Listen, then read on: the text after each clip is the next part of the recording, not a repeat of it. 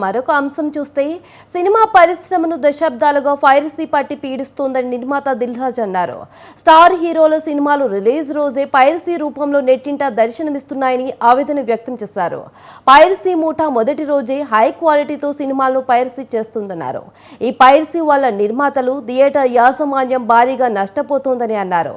దీన్ని అడ్డుకట్ట వేయాలంటే ఓ ఉద్యమం కావాలని, ఎఫ్డీసీ చైర్మన్ గా అలాంటి ఉద్యమాన్ని తానే లీడ్ చేస్తానని చెప్పారు.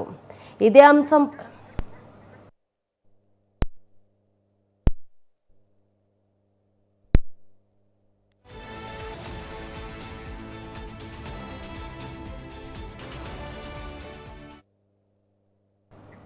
దిల్ రాజు ఏమన్నారో అతని వాక్యాలు చూద్దాం.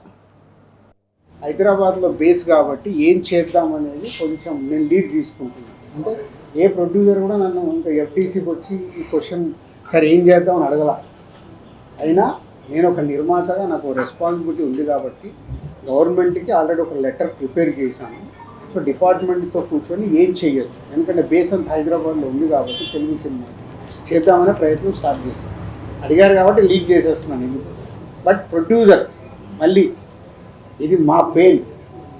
దిల్ రాజు ఒక్కరు కాదు, సినిమాలు తీసే ప్రతి నిర్మాత కూర్చొని చేసుకోవాల్సిన బాధ్యత. ఒక సినిమాకు డ్యామేజ్ అవుతే డబ్బు పోయేది ఓన్లీ ప్రొడ్యూసర్వే. ఆ ప్రొడ్యూసర్స్ ఎందుకు చేరుకోవట్లేదు అర్థం కావాలి. హీరోకి ఎఫెక్ట్ అవ్వదు, డైరెక్టర్కి ఎఫెక్ట్ అవ్వదు. సినిమా రిలీజ్ అయ్యాక వాళ్ళ రెమ్యునరేషన్లకు ఎఫెక్ట్ అవ్వదు, నెక్స్ట్ సినిమాలకు వెళ్ళిపోతారు. డ్యామేజ్ జరుగుతుంది ఓన్లీ ప్రొడ్యూసర్. కానీ ఆ ప్రొడ్యూసర్లు ఎందుకు మేలుకోరు అర్థం కాదు. వాళ్ళు కదా, వాళ్ళ డబ్బు కదా, వచ్చి కూర్చొని ఏం చేద్దాం. అండర్ ప్రొడక్షన్ ఉన్న ప్రతి ఒక్కళ్ళు రియలైజ్ అవ్వాలిగా. గేమ్ చేంజర్కి హెచ్డీ ప్రింట్ వచ్చింది, తండేల్కి హెచ్డీ ప్రింట్ వచ్చింది, రేపు మీ సినిమాలకు రాదా? కాబట్టి అండర్ ప్రొడక్షన్ ఉన్న ప్రొడ్యూసర్స్, సినిమాలు మొదలు పెడదాం అనుకున్న ప్రొడ్యూసర్లు వచ్చి కూర్చొని దానికి ఒక రూట్ వేసుకోవాలి. లేకుంటే రేపు ఉండకి అలాగో చిల్లులు పడ్డాయి, ఆ చిల్లులకి వెళ్ళి రేపు వాళ్ళకు అది ఎఫెక్టే. ఎఫ్డీసీకి ఆల్రెడీ లీడ్ చేశాము. ఈ ప్రెస్ మీట్ ద్వారా ఆ నిర్మాతలకు అర్థమైతే వాళ్ళు ముందుకు వస్తే అందరం కూర్చొని వర్కౌట్ చేస్తాం. హైదరాబాద్ ఇదే అంశంపై పూర్తి విశ్లేషణ మనకి అందించడానికి మన్నే కోటేశ్వరరావు గారు ఉన్నారు. సార్, దిల్ రాజు వ్యాఖ్యల్ని ఎలా చూడాలి?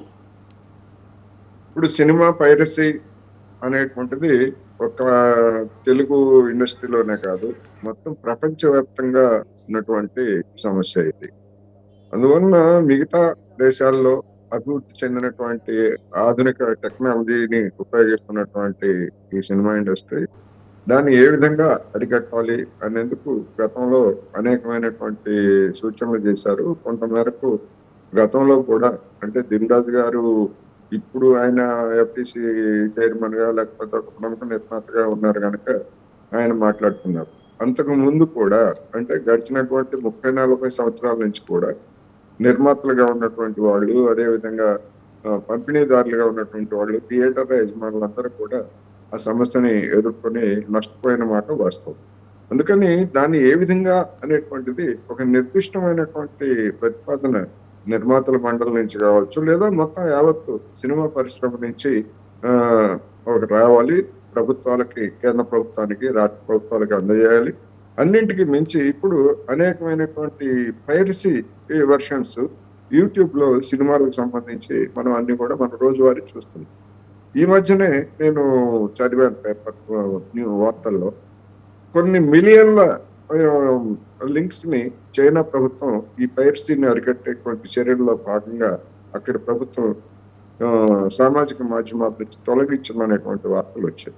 అందువల్ల కేంద్ర ప్రభుత్వం ముఖ్యంగా, ఎందుకంటే ఇది దేశవ్యాప్తంగా ఉన్నటువంటి సమస్య కనుక, ఒక దగ్గర దాన్ని ఒక రాష్ట్రంలో అప్లోడ్ చేయొచ్చు, లేదా ఒక దేశంలో వేరే దేశంలో కూడా అప్లోడ్ చేయొచ్చు. మన యూట్యూబ్లో మనం సమస్య అదే కదా, అవాంఛనీయమైనటువంటి యూట్యూబ్లు కానీ, లేదా ఈ ట్రోలింగ్స్, లేదా ఇటువంటి వ్యక్తిత్వాన్ని దెబ్బతీసేటువంటి ఇటువంటి యూట్యూబ్స్ అన్నీ కూడా విదేశాల నుంచి అప్లోడ్ చేసి మన జనాల మీద రుద్దుతున్నటువంటి మనం చూస్తున్నాం. అందుకని సినిమా అయినా, లేకపోతే యూట్యూబ్ అయినా, మరొక అవాంఛనీయమైనటువంటి ఏదైనా కానివ్వండి, వాటన్నింటికీ నిర్దిష్టమైనటువంటి ఆ నిపుణులతోటి సినిమా ఇండస్ట్రీ పెద్దలు దాని మీద ఒక నిర్దిష్టమైనటువంటి ప్రతిపాదనలు పెట్టి కేంద్ర ప్రభుత్వం ద్వారా దాన్ని అమలు జరిపించాల్సినటువంటి బాధ్యత అనేది నా అభిప్రాయం.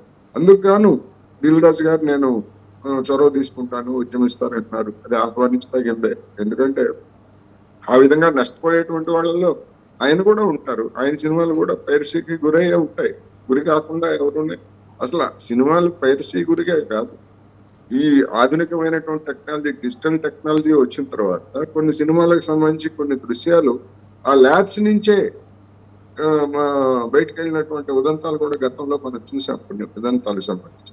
అందువలన ఇది రాబోయేటువంటి రోజుల్లో కూడా ఈ సమస్య కొనసాగుతానే ఉంటుంది. ఎందుకు అంటే అటువంటి పైరసీ ద్వారా లబ్ధి పొందేటువంటి వాళ్ళు కూడా కొంతమంది ఉంటున్నారు కనుక దీన్ని నిజంగానే సినిమా పరిశ్రమ పెద్దలు ముందుకొచ్చి దీన్ని నివారించడం, వాళ్ళ యొక్క ప్రయోజనాలే కాదు, క్వాలిటీ పిక్చర్స్, క్వాలిటీ దృశ్యాలని వినియోగదారులకు అంటే ప్రేక్షకులకు అందించడం కూడా బాధ్యత కనుక ఇండస్ట్రీ పెద్దలు అదేవిధంగా కేంద్ర ప్రభుత్వం కూడా దీని మీద ఒక నిర్దిష్టమైనటువంటి చర్యలు తీసుకోవాలనేది నాకు.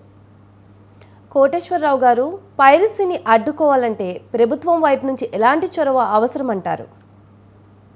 ప్రభుత్వం వైపు నుంచి అంటే ఇప్పుడు యూట్యూబ్లో కానీ లేకపోతే వాటిని సీడీల రూపంలో కానీ విక్రయించేటువంటి వాళ్ళందరి మీద కూడా అటువంటి వాళ్ళ మీద దాడులు చేయడం అనేటువంటిది ఒక పద్ధతి. కానీ ఎంతమంది మీద దాడులు చేస్తారు? ఆన్లైన్లో అటువంటి సీడీని ట్రాన్స్మిట్ చేసేటప్పుడు అది దాన్ని నివారించడం అనేటువంటిది అధికార యంత్రాంగానికి సాధ్యమయ్యేది కాదు. అది ఎవరు చేయాలి? యూట్యూబ్లు చేయాలి, లేదా ఇంటర్నెట్ మీద అది అదుపు ఉండేటువంటి ప్రభుత్వాలు చేయాలి. ఇప్పుడు ఉదాహరణకి కొన్ని ఫిలిమ్స్ ని బీబీసీ నరేంద్ర మోడీ సర్కార్ మీద, నరేంద్ర మోడీ తీరు మీద బీబీసీ రూపొందించినటువంటి డాక్యుమెంట్ ని మన దేశంలో జనానికి అందుబాటులో లేకుండా కేంద్ర ప్రభుత్వం చేయగలిగింది కదా.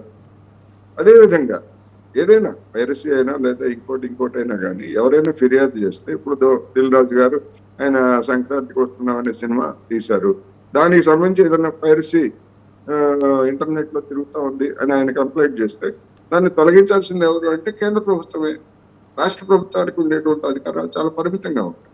అందువలన ఇండస్ట్రీ పెద్దలు అలాంటి సాంకేతిక నిపుణులతోటి కూర్చొని ఏ విధంగా చేయాలి, ఎక్కడ చేయాలి అనేటువంటి చర్చించి దానికి ఒక నిర్దిష్ట కార్యాచరణ రూపొందిస్తే కొంతమేరకు పూర్తిగా నిరోధించడం సాధ్యమవుతుందని నేను అనుకోవట్లేదు, కానీ కొంతమేరకు జరుగుతుంది.